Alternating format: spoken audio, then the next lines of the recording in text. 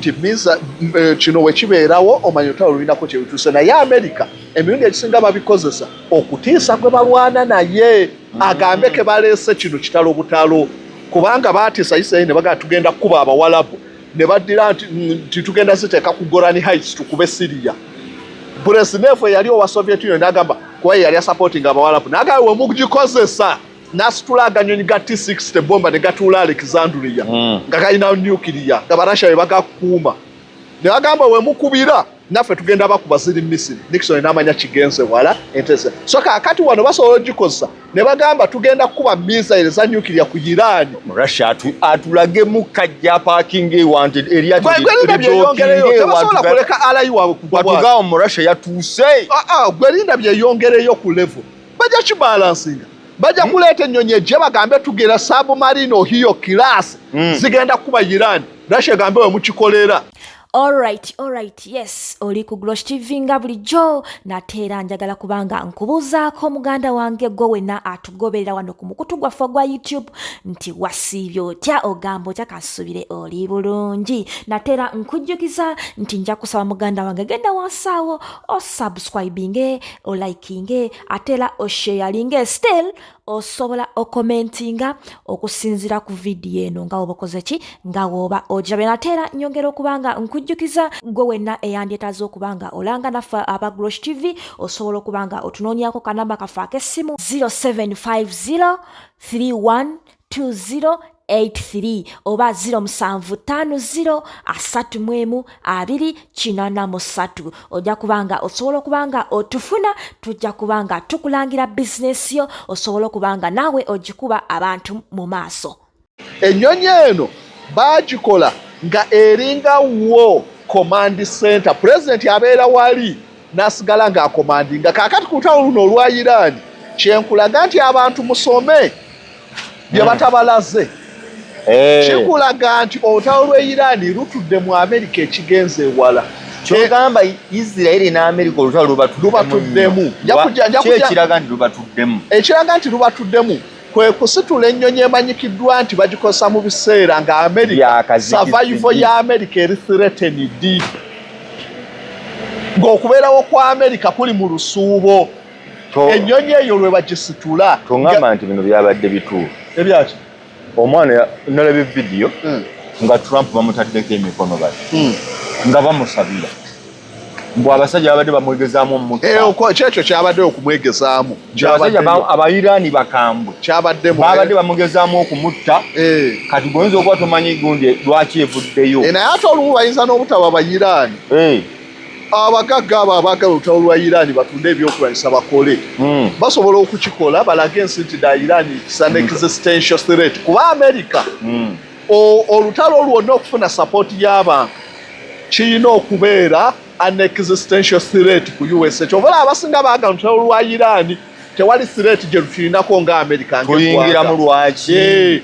it's not an existential threat ku US balina luyingiramu nga balaba nti US eina kaka basobola okukikola ne bakola nti ddala Iran is an existential threat basobola okujustifying olutalo okubeerawo kwa invasion basobola okikosa ekyo nakyo tukitunulemu. So kaka kyembalaga nti olutalo luno abantu bamanye nti lutuuse ku level endala. Ennyonyi eyo abantu abagikozesa abeera president vice president ne secretary of defense nga nalabye wa malala nnyo amalala ng'okubeera defense ng'egyayogeramu yakola statement tugenda mu lutalo ku mateeka agaffe nga teryatubuuza teri kwe twebuuzaako amalala abantu ba Amerika abo walabanga Colin Powell ng'amalala twali yalina jeno nga ne waba ayogera bwati olaba wano wonna obugumba bwereeze olw'okuba training gye bakola.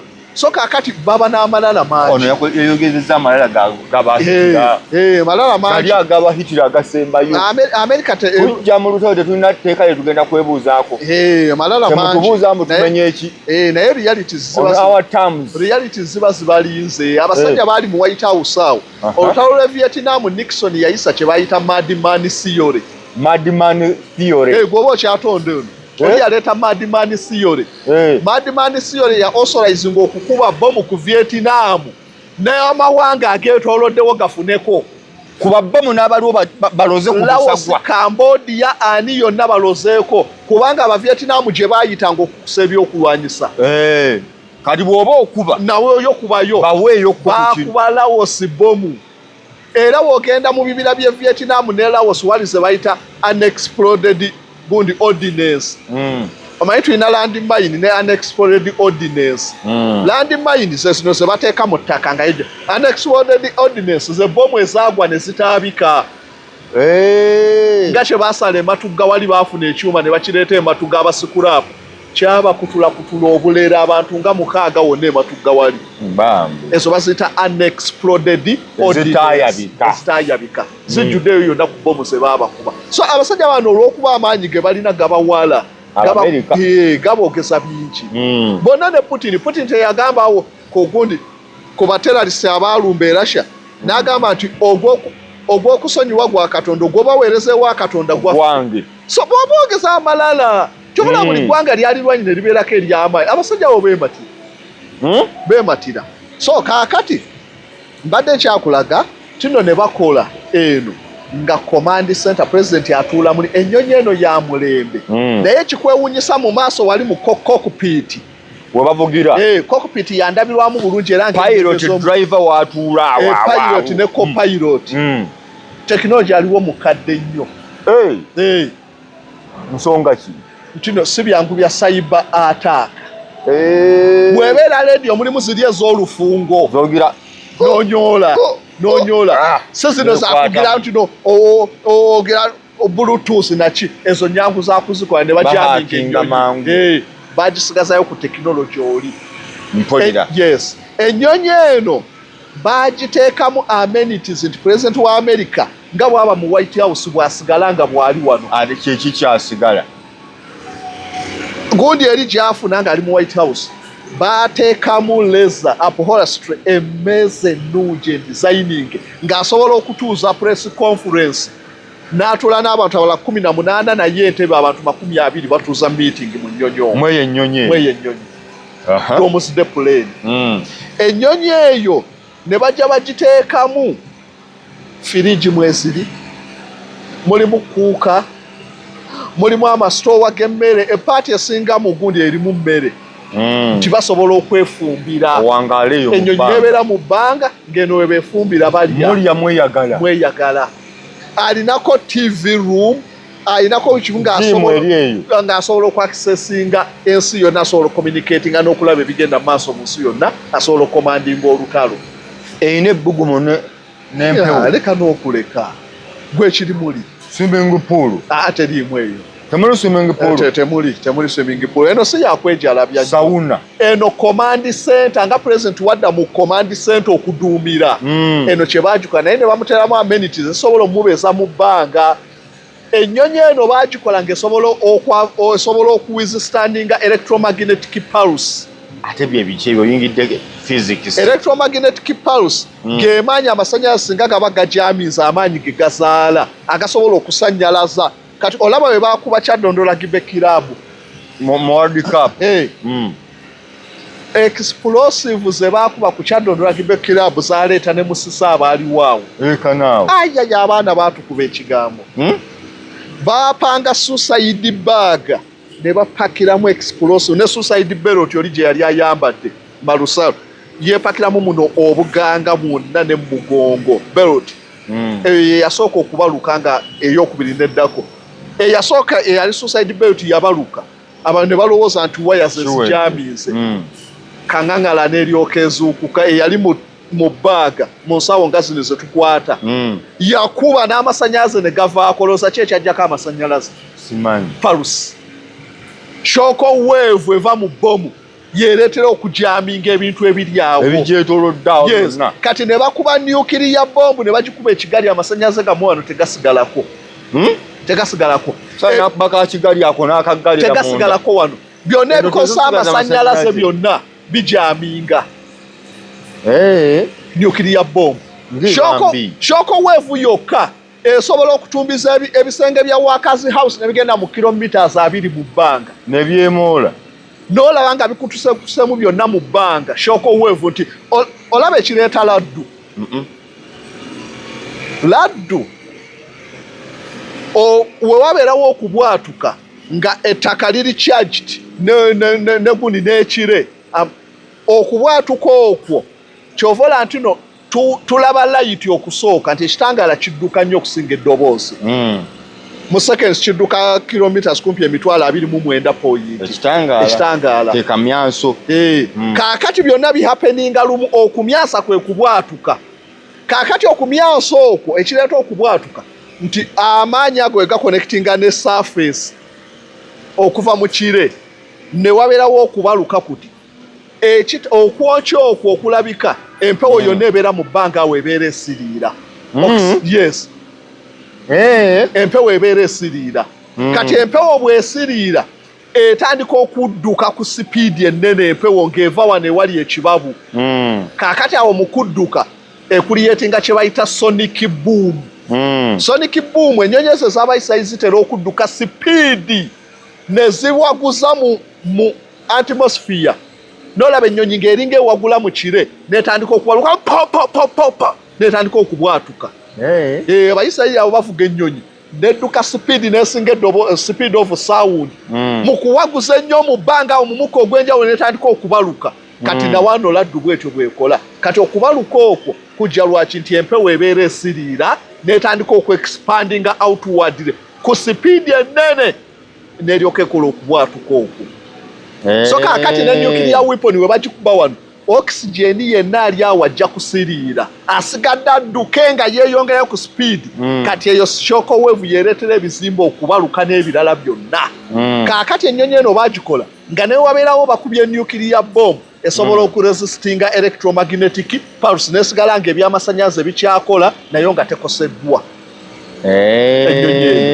so kaakati kyekyagiyisa duumuzidde puleni nti we baba bakubye mizayiro Amerika yonna esaanyewo pulezidenti wa Amerika basobola omuddusa n'asigala ng'akyakomandinga ati si beetaaseeko omulaba abakubye nabo bamuddise ng'olwo bano be balese okukuba wansi bakyaliwo we babeera ku nga katugeze bakubye Amerika eyinza okwetaaga mizayiro ng'ebikumi 3 yonna nesaanawo so singa omusajja azikuba lumu nga mwenna musaanyeewo sirozi zonna oba ground rocket mizayiro ze balonkinga okuva mu ttaka weesumulula wati mizayiro neevaayo zo zisigalayo wansi eyo neziri mu submarine zisigalayo neziri ku maato gano ga Lincoln olw'okuba bakubya Amerika zisigalayo kaakati ekyo kye baakola nti naye baba bakubya Amerika pulezidenti asobola okomandinga mizayiro ziri mu submarine eziri ku maato n'eziri mu ttaka ze twakweka mu gasozi nezoolekera atukubye so kwe kuteekawo ennyonyi eno nti asigala akyalina command center wa commandingira olutalo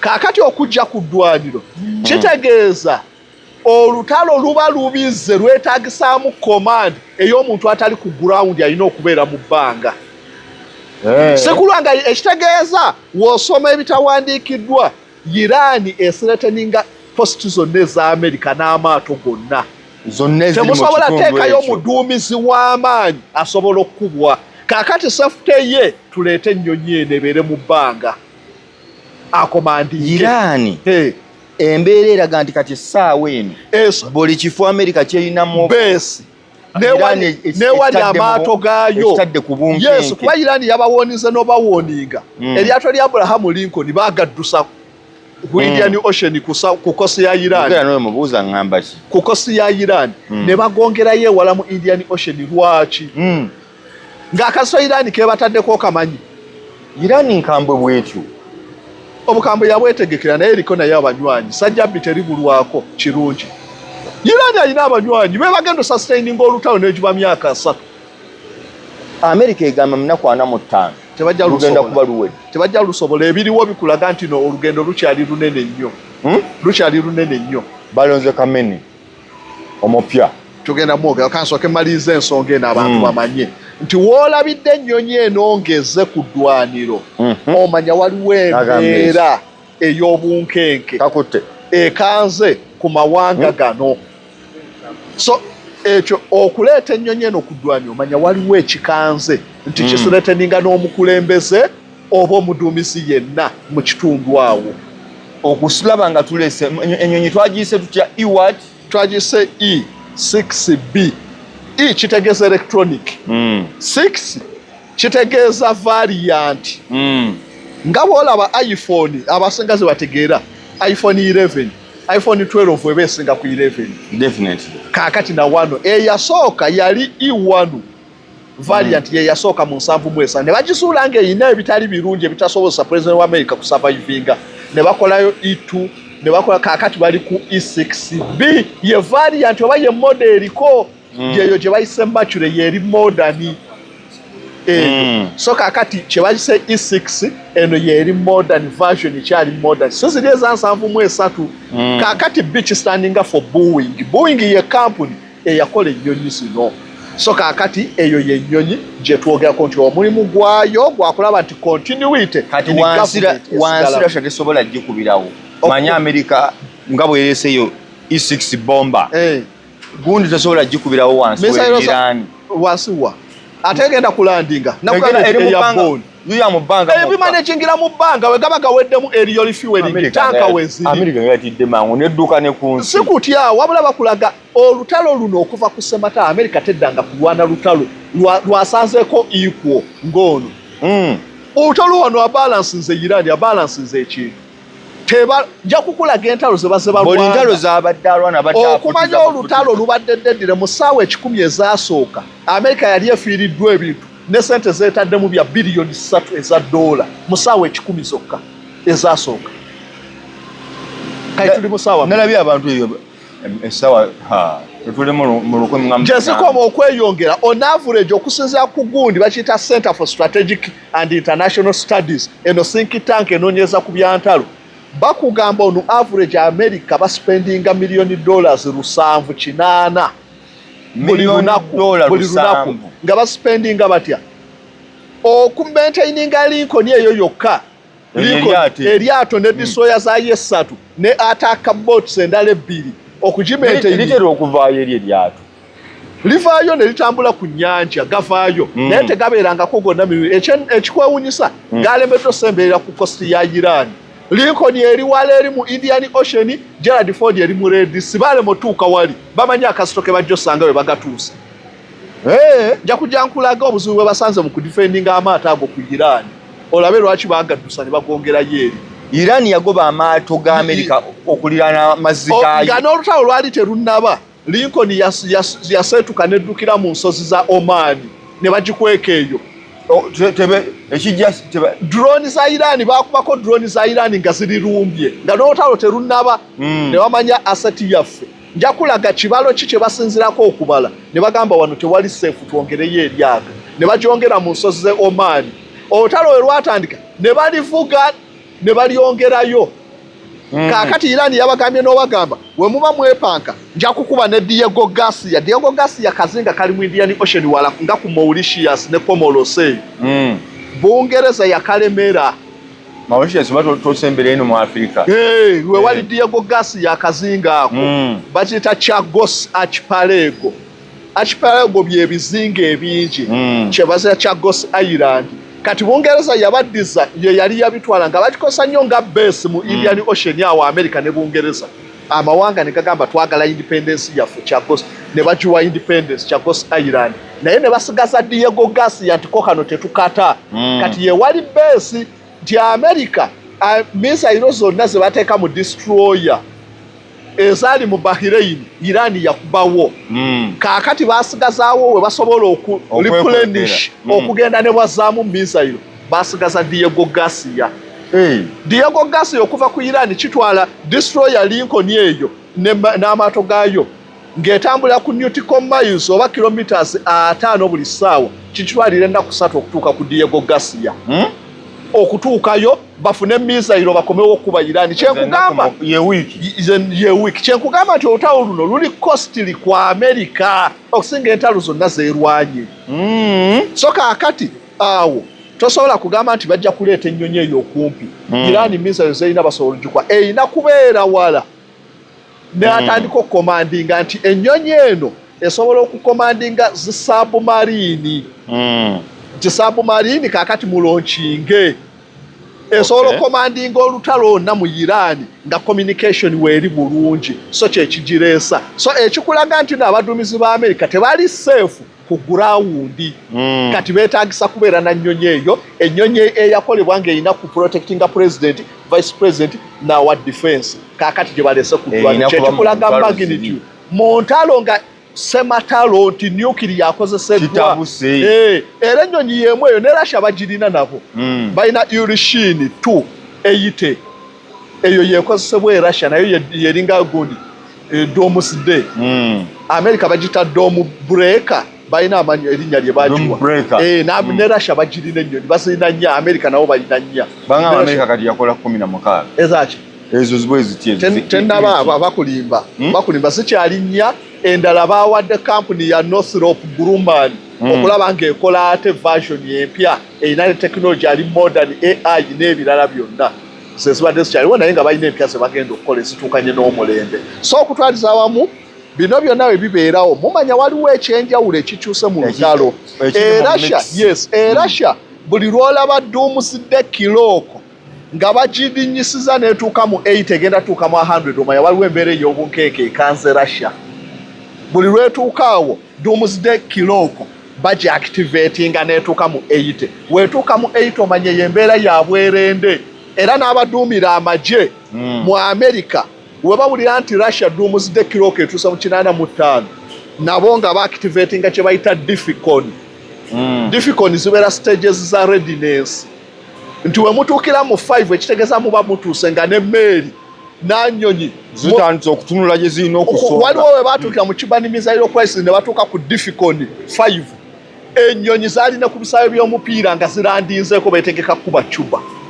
eyo ye heightened state of readiness Difficon 5 ab'amagye bonna we bagamba nti nno kilooko eri ku Difficon 5 mumanya sigaddeyo 6 kulangirira kwokka kwekuba nywezi omusipi so buli lw'olaba bakoze ekintu ekyo omanya waliwo embeera ey'obunkeeke kaakati walabe oba America yagadde kakasa kaakati nakino era lyose n'okyoga tebajja kikola tebasobola kikola lwaki nuclear eggwanga eriyina nuclear bakiyita mutual assured destruction mutual assured destruction omanya wonzita naawe ofa ye nuclear kaakati America bakimanyi mu kukozesa nuclear nti w'okozesa nuclear ku ally nga Russia emusapootinga naye ejja kikola lwaki mu y'omukiipu owo 1973 amawanga ga Buwarabu lwe gaalumba Isirayiri Golda Meir eyali prime minister yali mukyala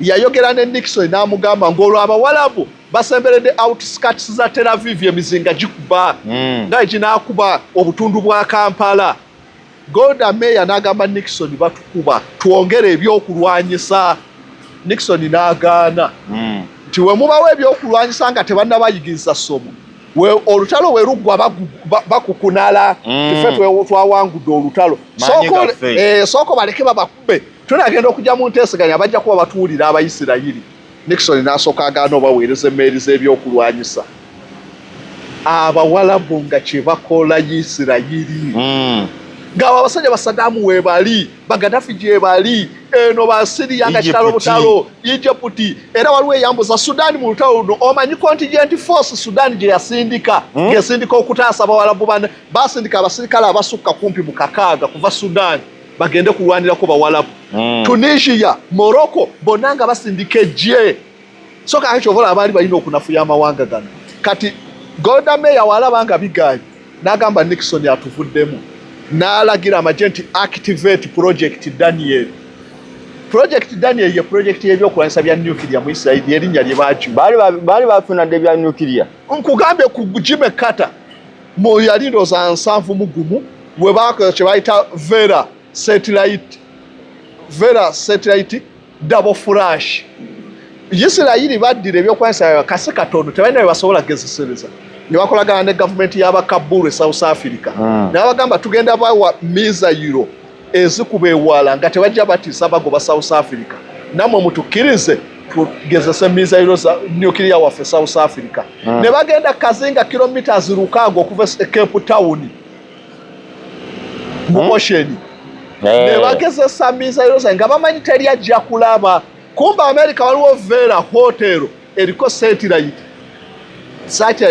zakwata ekimyasa emirundi ebiri ne bagamba ki ekisobola okumyasa kito ti definitely yo nuclear weapon kyani asobola okuba nga agezayo yo Isirayiri kata ye n'amanya n'Amerika naye ne basirika mumuleka abifune kuba kyekyattisa Kennedy Kennedy yagaana Isirayiri ogesa ebyokulwanyisa ebya nuclear ne bamutemula kata ye najja nakkiriza ne bagezesa. Tukyatambula tutunuulidde olutalo olw'eggwanga erya Iran ng'ali kubamulumba eggwanga erya Israel ne America lufuuse ekizibu ekyabalwa America bwe yabala olutalo si bwe luli yatuuse okuyomba n'eggwanga erya Spain gye banna Spain yaganidde ddala okuwa America base wesinzira okuba. Spain ebonyebonye nnyo n'Amerika. Spain yaganidde ddala America waliwo ogunyonyi gwayo ogwali gutwala nuclear bomu lwezasimatuka mu gunyonyi ne zekata ku ttaka. Edda sidda nnyo.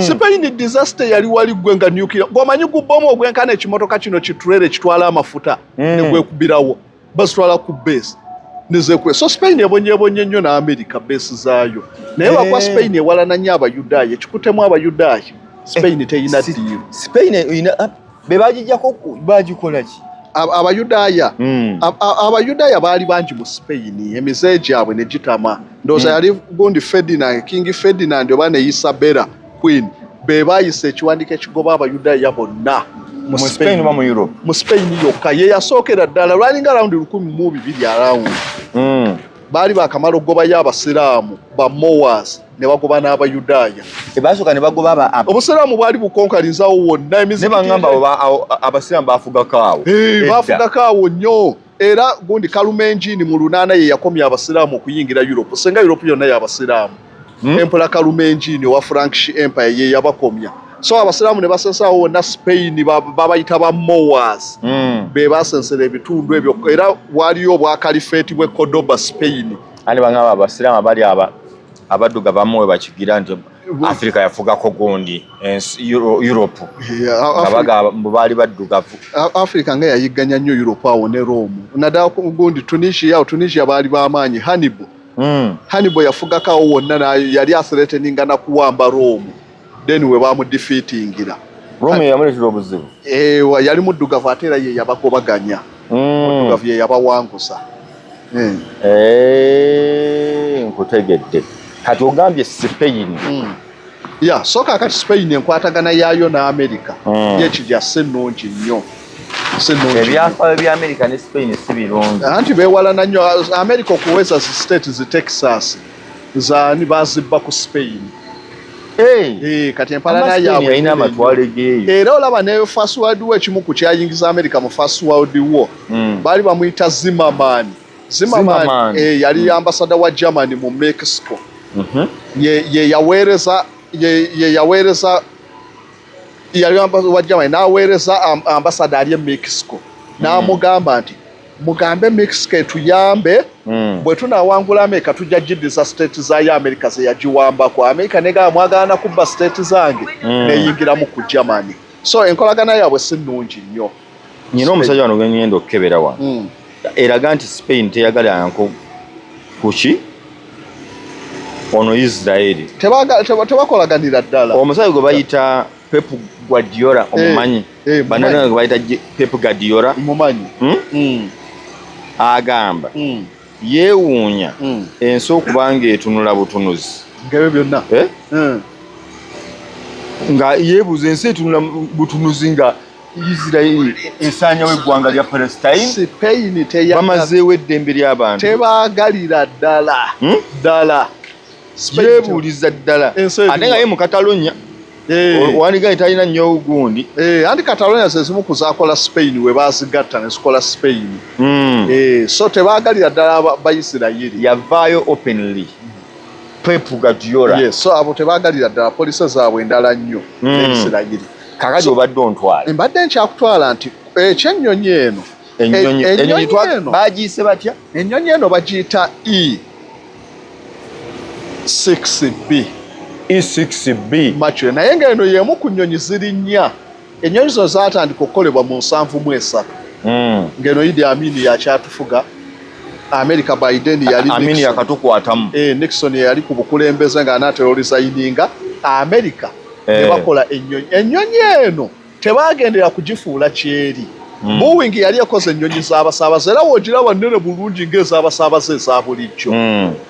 Naye n'egyebulwa akatale nga ya bbeeyi nga amakampuni gano aga bulijjo tegasobola kigula. Ne boogeraganya ne Department of Defense olwa threat ezaaliwo ne babayinga idea tugimodifying ebeere command post mu biseera ebyota ebeere airborne command post. Airborne kye kintu ekyamanyiira obwengula kya mu mpewo eyo. Example gye nyinza okuwa nti waliwo ekinyonyi kye bayita albatros. Asobola kye kiri albatros. Albatros kibeera nga kibaata naye kirina ebiwawaatiro ebiwanvu.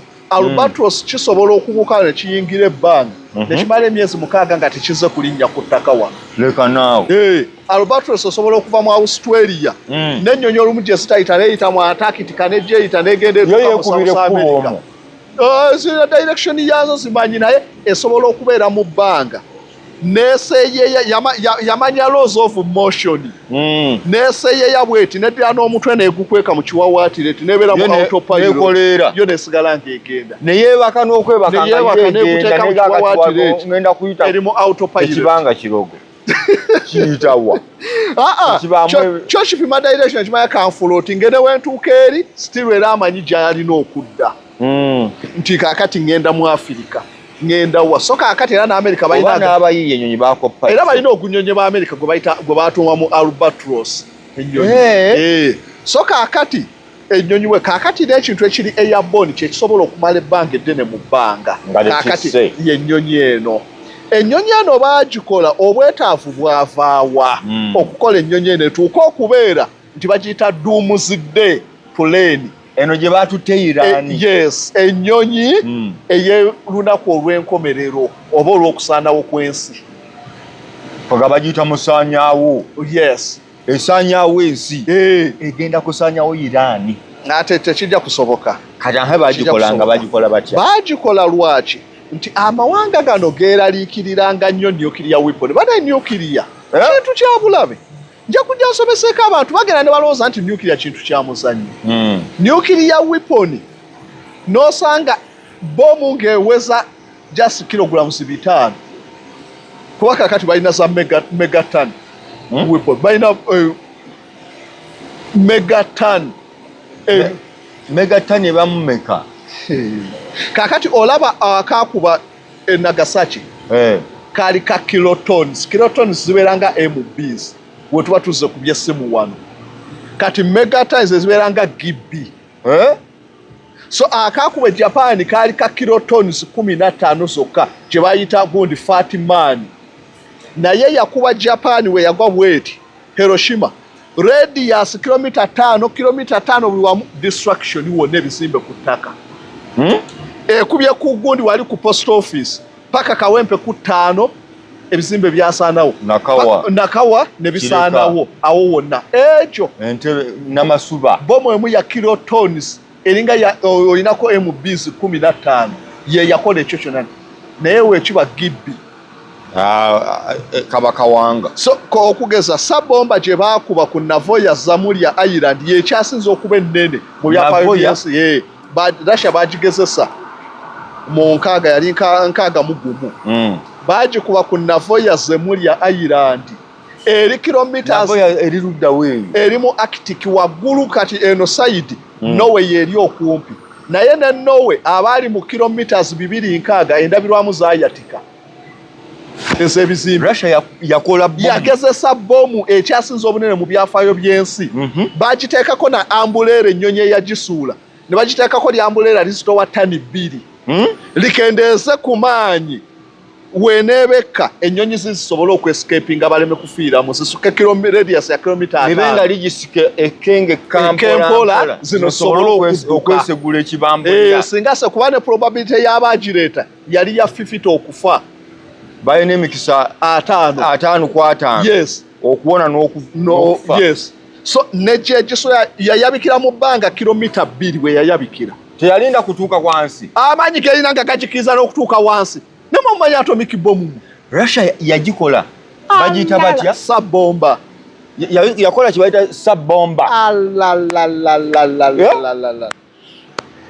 negitwala mu kifuuni kibayita batya nafo yazemulya Ireland basooka ne basengulako buli muntu n'abavubi ne babagoba mu mazzi wonna teri ennyonyi z'amajenga zirawuna teri muntu alina kubeeramu ne baditonetinga bomu mu Norway kilomita 260 ebizimbe byajjamu enjatika n'endabirwamu ne zaatika kwegamba bagikubanga bwogamba wano ne Kaluma ne gundi Kamudini kiriwa woyise Kaluma okudda erira woba tukozese Masaka Road eyo tebatera nnyo kati awo gwomanyiwo kati Masaka Road tukozesewa Lyantonde kyazanga kumpiko kyazanga yasooka obeera kyali mu Lwengo kati wali Lyantonde n'olyoko Lyantonde odda kirugula tirinyi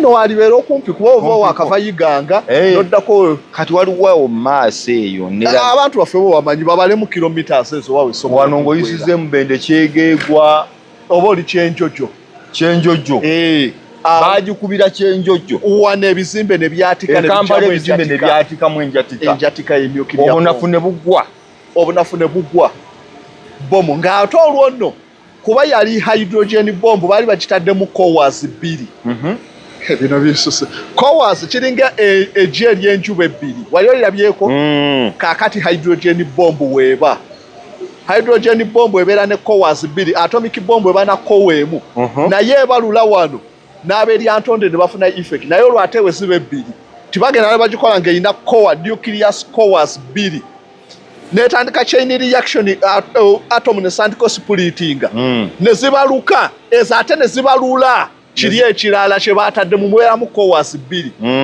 emu ebaluka lw'amaanyi gene ebaluse ne tuddira bomu ne tuziteeka mu kisenge 2 ng'emu yegenda obaluka ebalula eri endala enebaluka nekoleza eri eyo hydrogen bomb oyo mu Russia America we basooka okugikola ngambe eno gy'ogambye nayo eza bomba COWEMU bagijjamu singa bagiteekamu so eyo kaakati bagezesangezese baddamu ne bazikola kodiwo we yajja akendera ne basivaako naye luli basikola lwa kodiwo tension eyaliwo kakasaamu Nikita Khrushchev yagenda mu UN nga bakayana ne Kennedy ne bakayana nnyo ne bakayana nnyo Khrushchev yali afuluma mu UN Khrushchev ye wa Russia Khrushchev yali afuga Soviet Union by then yali afuluma okuva mu UN General Assembly n'akozesa ekigambo kya Russia yakiyita kuzikina kazi we will show you kuzikina kazi we will show you oba mulooza tuli banafu naddayo n'alagira bagite alage ku America sikwe kukakana bagigezese n'Amerika bonna baaliwo ennyonyi zaaliwo okumpi zirabe Russia alangidde mashini mu cloud yagenda mu kilometers neva ne mu bwengula buno stratosphere negenda mu mesosphere kumpi ewayita ebizungezi kilomita 4 mashini mu cloud gye yatuuka omukka omurasha n'agamba bwento bwenyimiridde n'abagamba tubalazeeko olwoza America okwesonyiwa Russia kiki bali badde babasekretary adda ne babatamu abakulembeze kuzikina kazi we will show you misairo za Russia so ye nuclear yoyo so kakati nuclear ono yatiisa nnyo amawanga gano ne bamanya essaawa yonna basobola otumalawo nkulaza we yali nkaaga mu gumu we bagezesa misairo bomu eyo ey'ekitalo sabbomba yadda bagikozesa dda nnyo naye amawanga gaatya nnyo ne bamanya America omusajja n'atukubemu yokka tuba tusaanyewo mu situation ng'eyo Kennedy yababuuza tinaye situation ng'eyo nga bakubye bomu nga nze president nkola ki abasajja bayinza okunyiga ne baginkuba nkola ki nabo ne badda naye mu butuufu akola ki alangirira lutalo ne balyoka bateekawo amateeka agayitibwamu okulangirira olutalo ne balyoka bakola ne nuclear case emanyikiddwa nga football case president wa America gy'abeera naye obutasukka kumpi fuuti 15 nga temuli wala era waba atambula omuyambi wamuyita aid du camp oba omulabe mabega bamuyita aid du camp oyo babeeranga mukaaga be bawa pulezidenti. Oyo naye abanga mukulembeze wa ggwanga. Aide du Camp afuga ne pulezidenti. Ate oyo tujjamu oyo akwata keesi. Okalaba akasajja butera kuba buwanvu katadeko enkofiira kalina olukono lwonna lugumu ng'olw'empologoma kati kagikwata kati nga konna olukono kali siriyasi kati. Aide du Camp akambuwalira ne pulezidenti. Aide du Camp yakambuwalira Reagan. Reagan baamutemula. Reagan owa America. Baamutemula mu 81 n'agwa wali. Bagenda okutuuka mu ddwaliro gye bamuddusizza nga kabisukwiti akabeera mu nuclear code kali mu stokisi. Olulala bagenda okukamubuuza nga we yataddeyo essuuti bajooze mwe kagendedde baba yali ayoza n'akasuula mu kasasiro nga ke kaliko switch ezisobola okuta nuclear oli mu kuzannyiramu. Du Camp n'amugamba. Du Camp n'atuuka n'amubuuza yali yeerabira nnyo ke n'amubuuza kabisukwiti kaliwa kubakoba kaawula emirundi egimu abakulembeze ne kamubeera mu nsawo. Ako ke kamulagirira codes z'osobola okuinitiatinga gundi command. So football ebeeramu ebintu bingi. Mubeeramu ekitabo kibulaka buuku ne mubeeramu manira. So manira ebeera ekulaga bankers gy'osobola okudduka singa bakubye nuclear missile ku Washington. President oddukirawo oluwulira nti bakubye nga basikayo nga bakebera ku manira kifo kye kiri okumpi nga bakuddusa. Bisukwiti yebeerako code zonyiga nti eno neeno abali mu submarine abali ewa eziri ewa bonna ne babeera kwala ati tugenda kutamiza iro byonna biba mu kese ya football. Erebeerako ka eriyo katono bwe kati kayitamu okiraba kyonna nga kizimbyemu bwe kikyaleza. Nzijukira gundi yakyogerako. Barack Obama anti bali bagugulana ne Trump. Ne controversy yali awo Trump nedda ne Trump wano mu kulayiza Biden. Trump yadduka nayo n'agenda Florida yagaano kiwaayo. So ziri kesi ssatu. Emu ebeera na vice endala ebeera na president endala esigala mu White House. Kaakati ya president muyina okugiwaanyisa ng'omulala jja ne bagimukwasa ne bamuwa ne Aide du Camp. Trump yabigaana n'agenda naye Florida. Yagamba nti baamubba.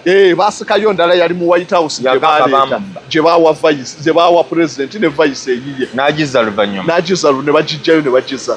So andi gundi yagamba Barack Obama ku magezi n'omutwe gwa Trump oyinza omwesiga ne codes z'ensi yonna n'ozikwasa omuntu ojategeera. Ojazikwasa tolina kyakola. Ali yali campaign ng'agamba abantu mutunuulire omuligo mugenda bo ne bagaana ne bakimuwa. So kaakati Aide du Camp olulala yabuuza Reagan we yamanya nti omusajja yajja n'amubuuza kuba bakacekinga ne ba-updatinga codes si kulanga Russia bazihakinze baza-updatinga nti okozesa boonyiga mukaaga mmeka olwo n'otandika communication ne bagikeera ne bajja update nga babuuza Kennedy ne babuuza Reagan eriwa bisukwiti nti eri mu kooti nti bagireete bagenda ogireeta nga n'addamu Aide du Camp n'amubuuza eriwa n'amugamba w'oyogedde weeyina okubeera ali ku president. Bisukwiti amateeka ge bakusomera ngoze mu White House w'oyogera nti eri ku firiji weeyina okuba tetwagala ebeere walala toteebereza todda maha kandabe. So kaakati ebyo byonna babikola nti ne baba bakubye strike president waali wonna asobola okulookinga ate olowooza yokka ne Russia balina nabo eyaabwe kyageti. Kyageti ye kesi eno balina football Russia balina kyageti. Bamanyi America yukayo ekirina niwe balina eno n'eri babiyina agamawanga abiri gaveeko balina ki akakasi kakyalina yabongeza ye mother of nations eyawa gibaba bonna yabafuula kibali kweba yabafuula ne bongeza waliwo abagifuula ate bani tolimba sirimba bebaza William de Conqueror yave e Normandy ye yafuula Bungereza bwatu n'atandika obwakabaka n'ebyo naye waliwo abagiyamba tuuka William yaba France obwakabaka w'Ebungereza bwe origini ye Bufalansa 1707 bwe yaviira eri najja n'abakuba n'abawangula n'atandika n'ateekawo balaba Bangereza abaliwo obwakabaka bwabwe obw'aba Saxon ne ba Angel balina obwakabaka ne babatta bakabaka ne so kaakati eyo ye football nga naye baagikola kuyambako mu nuclear disaster. Kaakati ennyonyi eno ebyo byonna we byaliwo ne bibeera ekiza ne bagamba bwe bali tukuba mizairo tulikola tutya pulezidenti waffe nga White House eri ku ttaka ne basalawo bafuule ennyonyi eyo efuuke nga White House. Olympus has fallen. Olympus has fallen eri ku ttaka eti pulezidenti wa America alaga wa bakubye nuclear. Kati wano mu kujogera ndi mu kulaba Olympus has fallen. Abantu abasinga baddawo ne bakyerega firimu ne ngamba laba abatamanyi. Movies ezisinga bazijja mu corridors of power omwana n'awandiika. Ezisinga ziri based on true stories ne bagatta mu birala. So kati wetusokerako inagamba oyo ayogera ebyafirimu ne ngamba bambira obutamanya. Naye bagamba omusajja aleka kati aletse ebyafirimu wano. Obutamanya n'obasaasira. N'obasaasa. True stories zibeerayo. Tugenze ku nnyonyi. Kaakati ennyonyi eyo baagikola ng'eringa command center kwe kugiyita airborne emergency command center. Mu bbanga ewangaala yeetya. Mu bbanga baagikola nga yinginizaayo. Ennyonyi eyo nnene amafuta etwala mangi. Ebiwawaatiro fuselage ebiwawaatiro byayo. Jjukira teriimu bingi nnyo. Teriimu ntebe nti z'abapassenger. Ntono nnyo. Kaakati baabigeza. Amerika eyo balina engeri gye bagezanga nnyonyi gaabwe. Olw'okukola emmotoka zaabwe. Batera kuba gayita Big Berry ne bageza erinnyonyi ne lisobola okutikka gubbomu. Kaakati n'eri baagijjamu ebisinga. Amafuta ne gabeera nga gaba mangi ne bakiteekako ne aerial fueling endala esobola ogisanga mu bbanga n'egyongerako n'esigala ng'ekyatambula. Eyo kye kimu ku byo.